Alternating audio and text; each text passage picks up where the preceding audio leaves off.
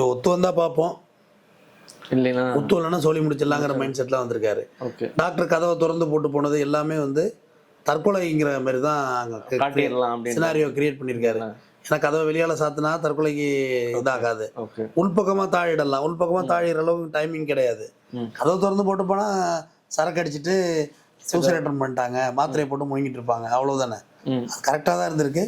கொஞ்சம் இவர் நினச்சது எதிர்பார்க்கல. இவர் அப்படியே ஆக்சுவலாக இவர் ஒரு மருத்துவர், மாத்திரையிலே ஒரு உயிர் போகும் என்னங்கிறது இவர் தெரியாமல் இருந்திருக்கும். தலைவணி வச்சு அம்மா மறுத்துருந்தா இது மாட்டியே இருக்க மாட்டாப்புல. அப்படி வெறும் டேப்லெட் சாப்பிட்டே இறந்துட்டாங்கன்னு க்ளோஸ் ஆகிருக்கும் ஃபைலு.